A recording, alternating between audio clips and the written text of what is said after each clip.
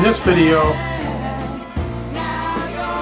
I'm going to deal with the issue of James Longstreet and his relationship with General Lee. Now, those of the viewers that are buffs have surely read the books that have been published over the years of Longstreet staff officers and several books that have been written about James Longstreet over the years, and are aware that there is among that group considerable controversy over Longstreet's role in the various battles that occurred from really the beginning. The battles around Richmond during the 7 days, the Battle of Second Manassas, Antietam, and Gettysburg. And I'm going to spend a bit of time here sorting out, in relation to Gettysburg and Longstreet's conflict with General Lee, sorting out his position that he took in the various writings that he made. Now, late in his life, he had, I think, 1896, he had his autobiography published, which would be really his final word on his position. So let me go through what that position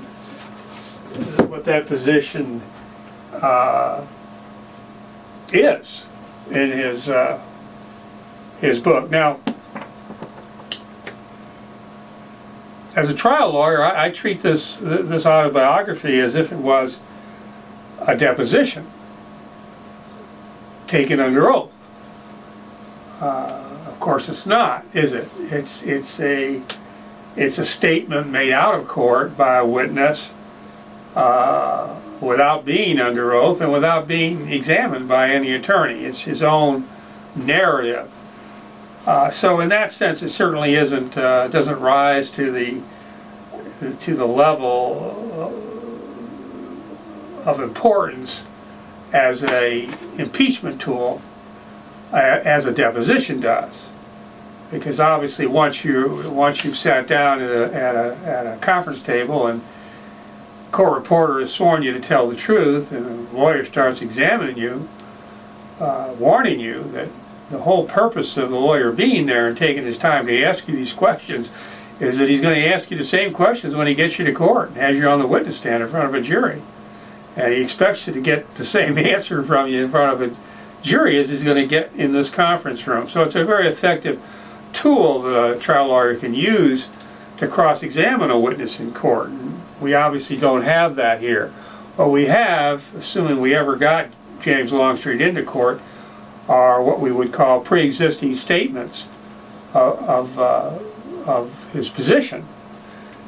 So, since this is the last statement he made, and because of the controversy that surrounds his relationship with General Lee, I think it's only fair to start with this. And I've got, as you can see, 5 or 6 points in this large 650-page volume of statements that he's made that I think is worth relating to you to set the stage, at least for those of you that are interested in getting in a nutshell the situation with General Longstreet. One thing that would strike a trial lawyer reading this narrative is that Longstreet has a high a high view of himself in the scheme of things, in the chain of command. He considers himself to be, if not General Lee's equal, the second in command. In the event that General Lee was injured, incapacitated on the battlefield, if Longstreet indeed is the second in command, commanding the entire army would fall to him. In that regard, Charlart would also recognize pretty quickly that Longstreet takes the view that, you know, he's smarter than General Lee. He's got ideas. Really, every decision strategy that every decision General Lee made, and every strategy he adopted, except for belatedly the issue at Gettysburg. As far as Longstreet is concerned, Longstreet thought of it first and suggested it first, so that he would like you to believe that General Lee on several occasions simply adopted his original ideas. So if we start at the time that Longstreet is in command of a division at Richmond during the time that General Joseph Johnston commanded the army, that would be from the time that McClellan landed on the peninsula until several months later when Johnston was injured during the Battle of Seven Pines in late May of 1862. So here's the beginning of a clip. After a careful study of the works and armaments at Drury's Bluff, that's along the James River, I ventured the suggestion that we recross the Chickahominy at Mechanicsville and stand behind Beaver Dam Creek, prepared against McClellan's right when he should be ready to march toward Richmond, which would result in him being forced to relieve his flank before crossing the river.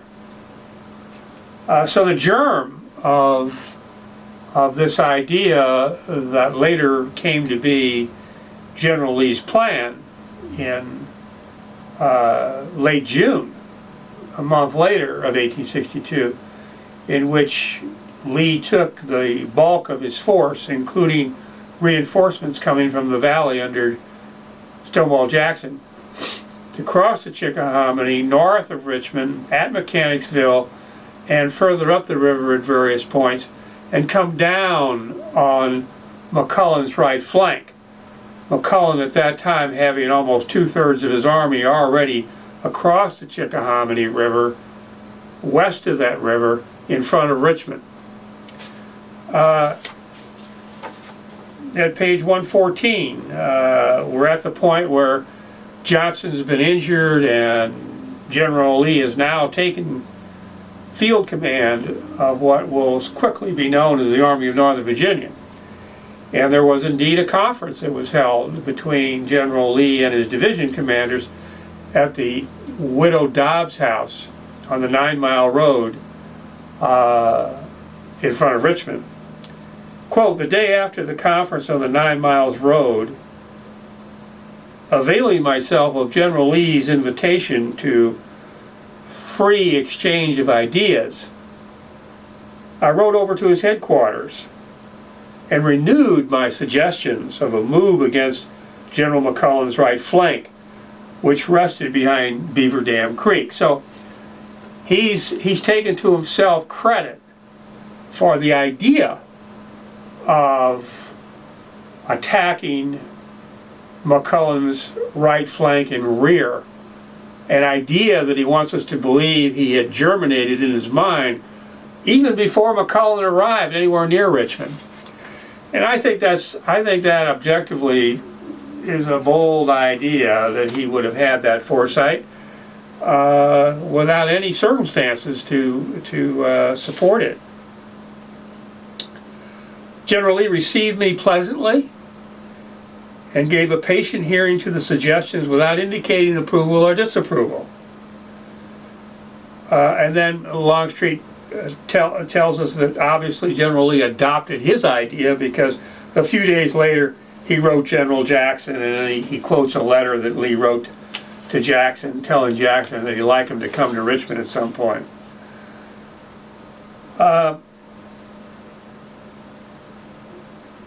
In the next chapter, Fighting Along with Chickahominy, he's talking about the point in time that General Stuart had made this cavalry movement around McClellan's rear. Went around McClellan, rode around McClellan, and it's over with now. The day after Stuart's return, I rode over to General Lee's headquarters and suggested that General Jackson be withdrawn from the valley to take position on our left, to march against McClellan's right, and was informed that the order for Jackson was sent when Whiting's division had been detached and sent to him. So again, he's coming up with the idea. The suggestion was offered that the enemy had probably destroyed the bridges and ferries on the Pamunkey River along the line of his rear, which might make it difficult for Jackson. And on the basis of that suggestion, Longstreet tells us that General Lee, quote, after deliberation he changed the plan and adopted the suggestion in favor of combining his fighting columns on the north side of the Chickahominy against McClellan's right. So that's the beginning of the relationship between these two gentlemen.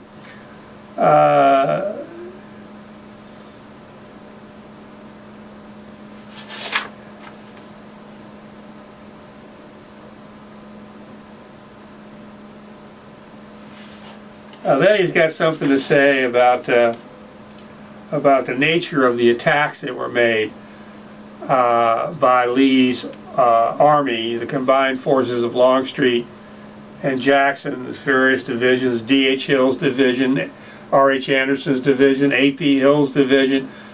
All of these are separate divisions. At this time, Longstreet simply has command of one division, and General Lee is operating against McClellan's rear, which is being defended by Fitzjohn Porter at Gaines Mill, not only with Longstreet's division, but A.P. Hill's, R.H. Anderson, D.H. Hill's, John Hood's, and several others.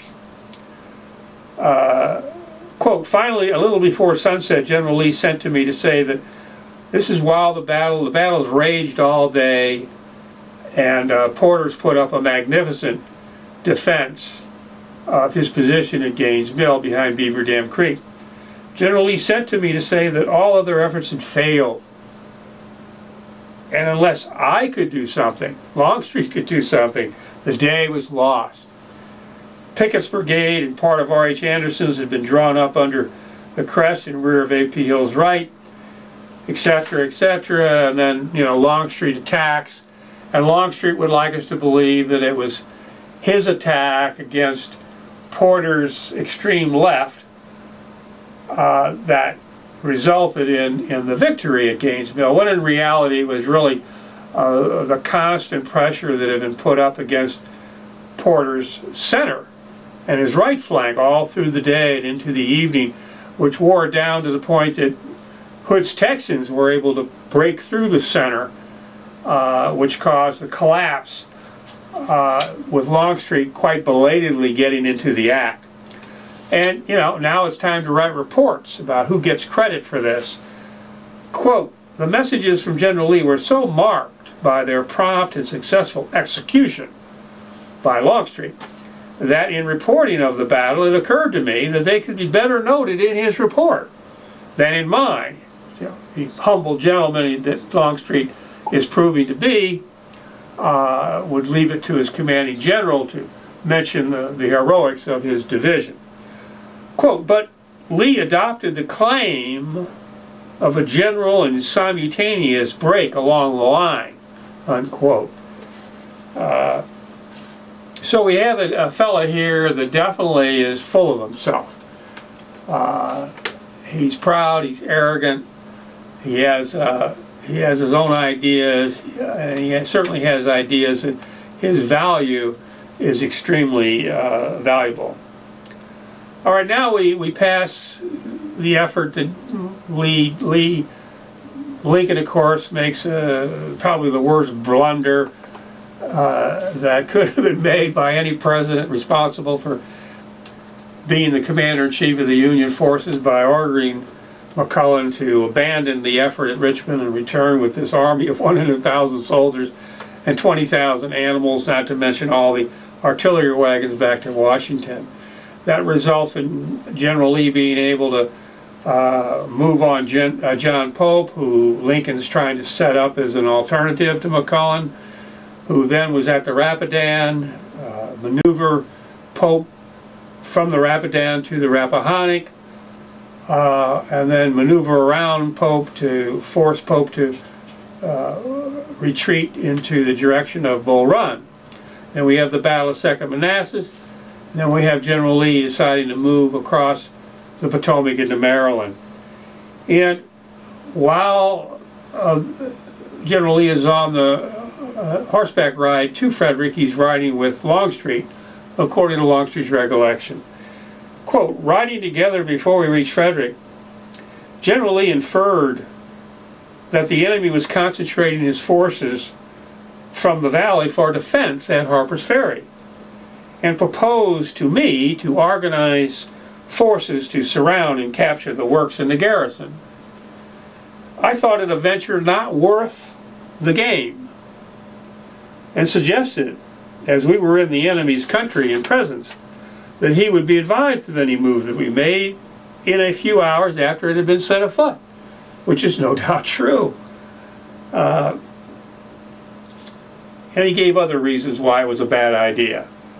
Quote, "As the subject was not continued, I supposed that it was a mere expression of passing thought, until the day after we reached Frederick. Upon going over to headquarters, I found the front of the general's tent closed and tied. Upon inquiring of a member of the staff, I was told that he was inside with General Jackson. And as I had not been called, I turned to go away. And then General Lee called me in, and it's at that point that Longstreet learns that indeed there was going to be an effort to capture the garrison in Harper's Ferry." He goes on, quote, "As their minds were settled firmly upon the enterprise, I offered no opposition, further than to ask that the order be so modified as to allow me to strengthen the columns that were going into Pleasant Valley." All of that I discussed in the Antietam and the Lost Order video. What this ought to tell us is who General Lee really thought was number two in the deal, and that's Stonewall Jackson. There's just no question about it that Stonewall was General Lee's soulmate. And why was that so? Because he could count on Stonewall to act on the offensive while operating independently of Lee as aggressively as possible to further General Lee's objectives. Whereas by this time it was obvious to General Lee that while Longstreet is without question a superior soldier, a capital soldier, as General Lee had no problem acknowledging, and absolutely valuable as an officer who was capable of commanding in battle as large amount of force as Stonewall was capable, but on the defensive, in a fixed position, behind barriers, as opposed to Stonewall's mode of operation, which was always to operate whenever possible on the offensive, rather than moving, rather than being stationary, out in the open, rather than being behind barricades. That's the essential difference between these two officers. But within their respective spheres, there's no question that they are equal. And I want to say something about the Lost Order, because Longstreet's snippet of testimony about this Lost Order, is embedded in the historian's myth about what actually happened. from their point of view. Quote, the copy of the order that was, and this is an error on his part in this autobiography. He's got it wrong in this paragraph that I'm going to read to you. Quote, the copy of the order that was lost was sent by General Jackson to General D.H. Hill, under the impression that Hill's division was part of his command. And that copy of the order was not delivered at Hill's headquarters, but had been put to other use. The order sent to General Hill from General Headquarters was carefully preserved. Now, if you follow the Antietam and Lost Order video, you know it's the opposite is the case. General Stonewall Jackson did, in fact, in his own handwriting, write out a copy of this order, Special Order 191. It was, in fact, delivered to D.H. Hill, and D.H. Hill carefully preserved it, and it's available for you to see in the North Carolina State Archives. Whereas the so-called copy that was created somehow by someone at some time, ostensibly in General Lee's staff headquarters, is the copy that was found in the field by the soldier from the 27th Indiana Regiment, Barton Mitchell. So Longstreet's got it wrong, but embedded in that paragraph, is the suspicion that's obviously in his mind that indeed maybe this had been some sort of a ruse that had been concocted by General Lee and Stonewall. Otherwise, that phraseology I don't think would be there. But that copy of the order was not delivered at Hill's headquarters, but had been put to other use. And then he talks about that. He suggests that he received a copy of this movement order, and I have difficulty with that, and I explain that in the Antietam video as well as in writings you can find on the website. He says, quote, the copy sent me was carefully read, then used as some persons use a little cut of tobacco, to be assured that others could not have the benefit of its contents. Well, that implies that he took a 8 by 10 piece of paper and he either tore it in bits and swallowed them, or he jumbled it in a ball and stuck it in the cheek of his mouth and then eventually digested it, which, reasonable people would have a tough time, I think, ladies and gentlemen, following his example. I doubt there's a practical reality he did that. All right. Now we move on. We're past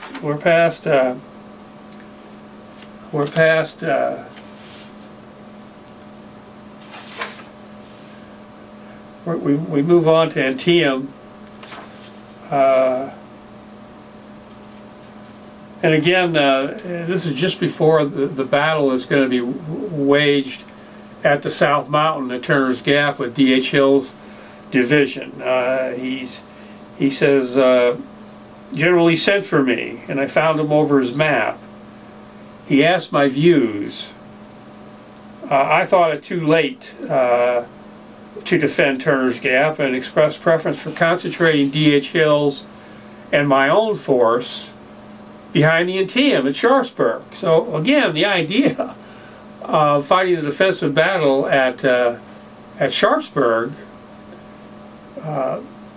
Mr. Longstreet has adopted that idea as his own, when it's obvious, if you follow the evidence involving the Lost Order, that the whole point of the Lost Order was to end up fighting that battle at Sharpsburg.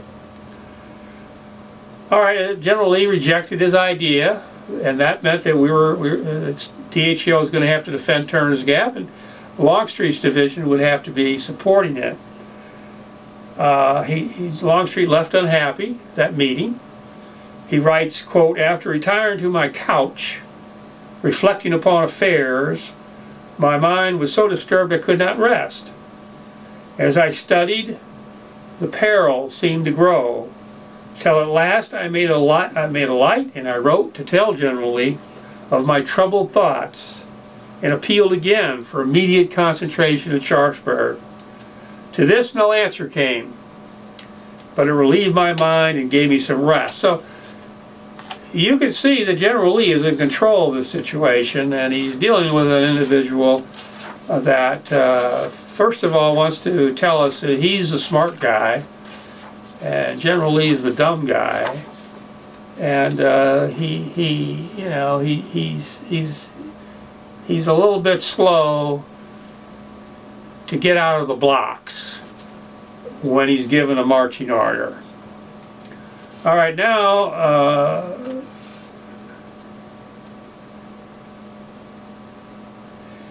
he does support the military theory of the case that I expressed in the Lost Order video about the effect of that, the language of that movement order in the hands of McClellan.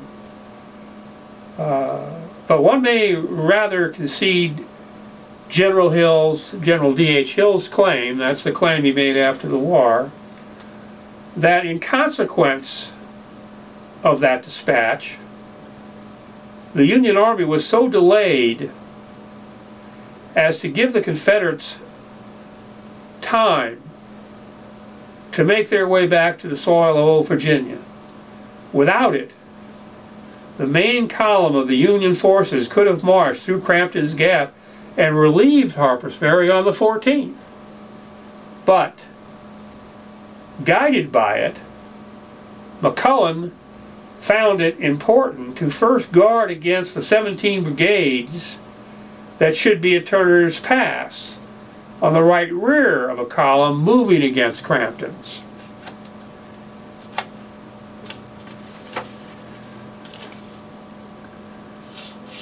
Now, in the spring of 1863, after the Battle of Fredericksburg, and before the Battle of Fredericksburg was December of 1862, and before the Battle of Chancellorsville, which is April of 1863, Longstreet's now corps, and really these aren't corps at this particular moment in time so much as they're wings.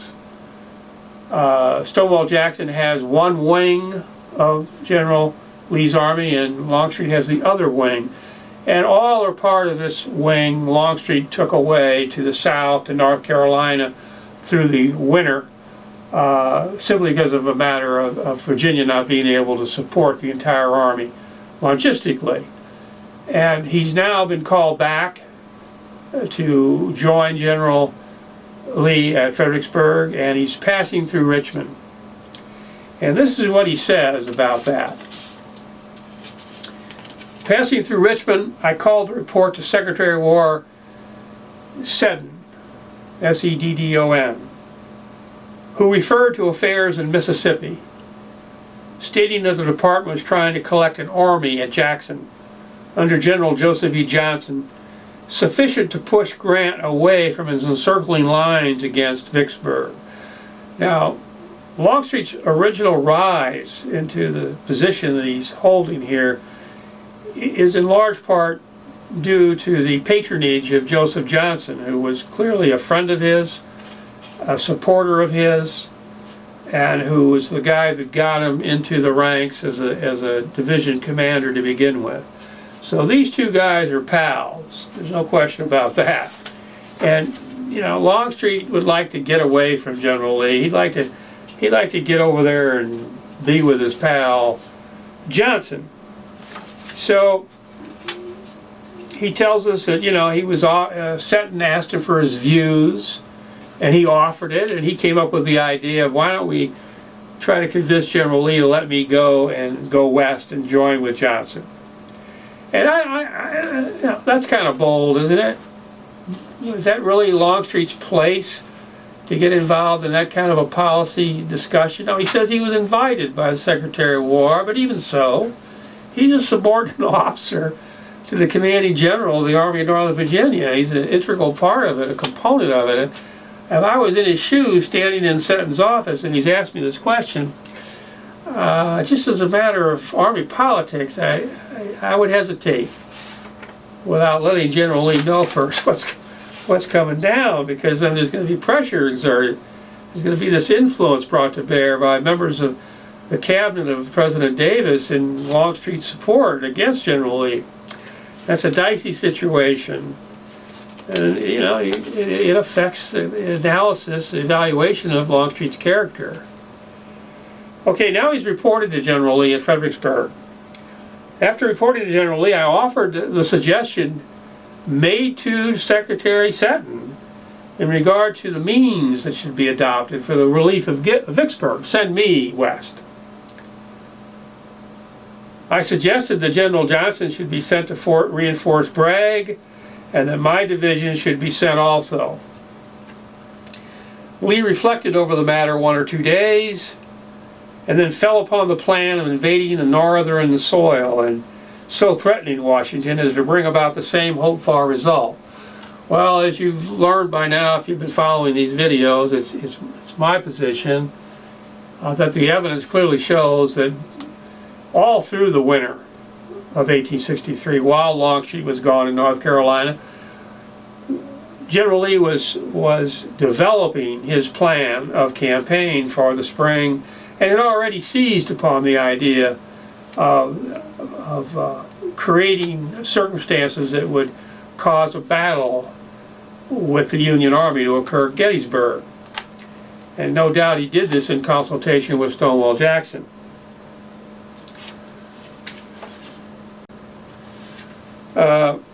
General Lee reflected. His plan or wishes then were announced, and it thus became useless and improper to offer suggestions leading to a different course. And this is an interesting sentence we're going to read here. All that I could ask was that the policy of the campaign should be one of defensive tactics, that we should work so as to force the enemy to attack us in such good position as we might find in his own country, which might assure us of a grand triumph.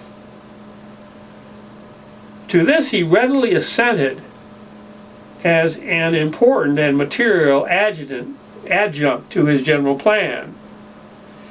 Now, Longstreet tells us here and later then that, see, he thinks there's an agreement. He thinks that, it seems to me, he's telling us that these two men are equal, and that if General Lee expects to get his full cooperation, Longstreet's full cooperation in the campaign, then, you know, the agreement was necessary, and since he assented to it, Longstreet had a right to expect that that's how it would turn out to be.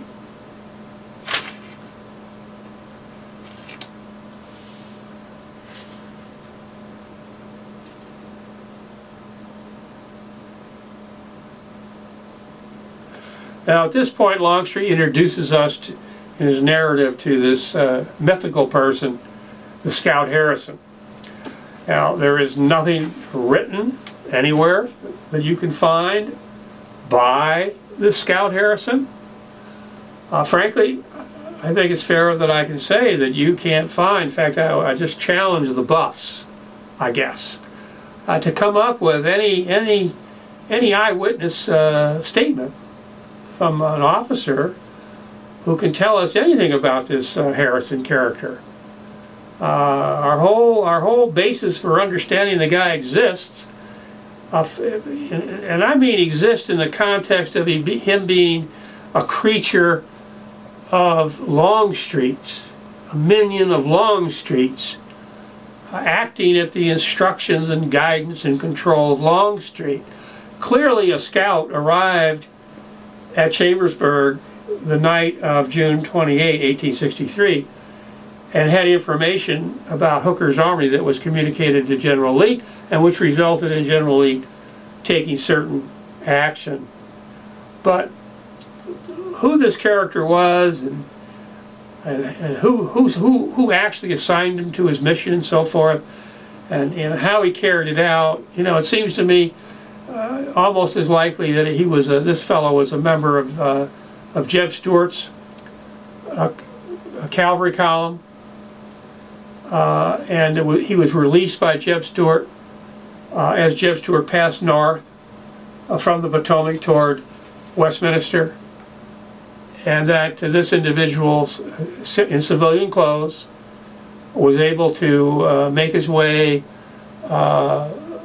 into Frederick and through Frederick and out into the Middleton Valley, and from the Marylanders and civilians around he was able to pick up information, and he was able it had to have been if he got there around 10 p.m. on June 28th, the night of June 28th, he had to have left Frederick, the vicinity of Frederick, no later than about 10 o'clock, 11 o'clock in the morning of June 28th to make this very difficult long-distance horseback ride.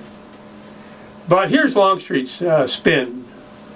Quote, "As soon as affairs took such shape as to assure me that the advance northward was inevitable," in other words, he wasn't able, despite his persistent complaints, to change Lee's mind, "I sent a requisition down to Richmond.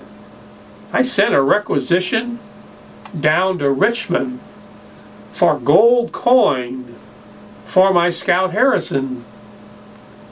Gave him what he thought he would need to get along in Washington, and sent him off with secret orders, telling him that I did not care to see him till he could bring information of importance, that he should be the judge of that." Now that paragraph, think about it. I mean, okay, number one, he's doing this without General Lee's knowledge. He's on his own hook here. He's decided he's in charge of espionage,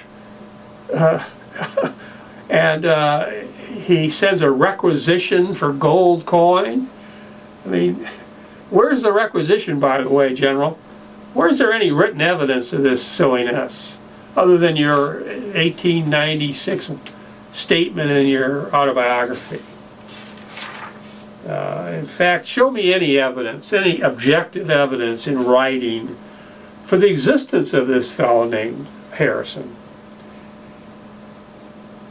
Okay, now we're into the invasion of Pennsylvania.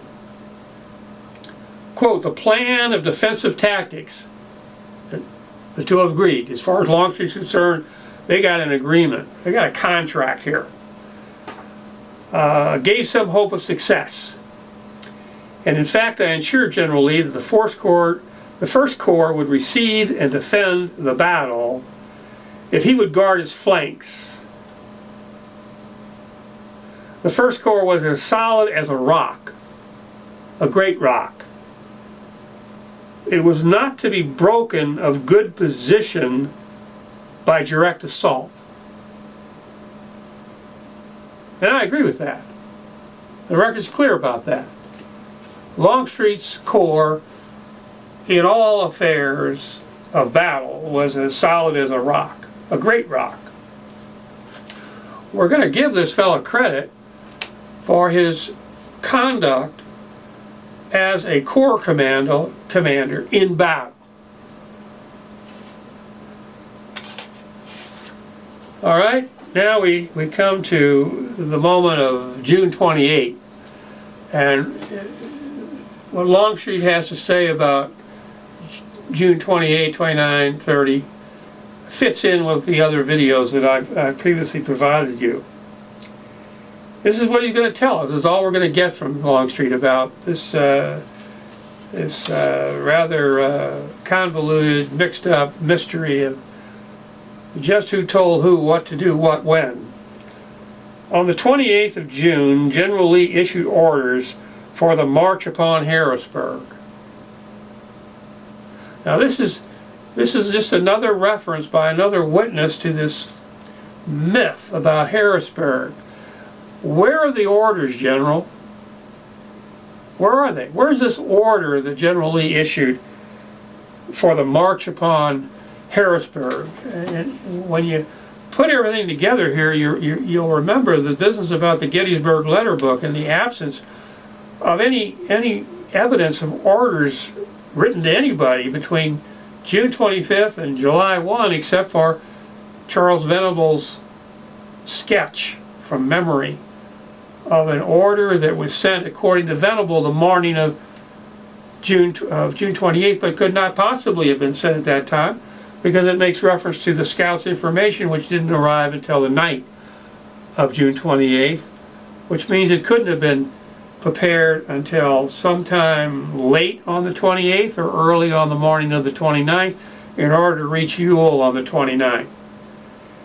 And then a messenger also went and reached Jubal Early, who was then at York.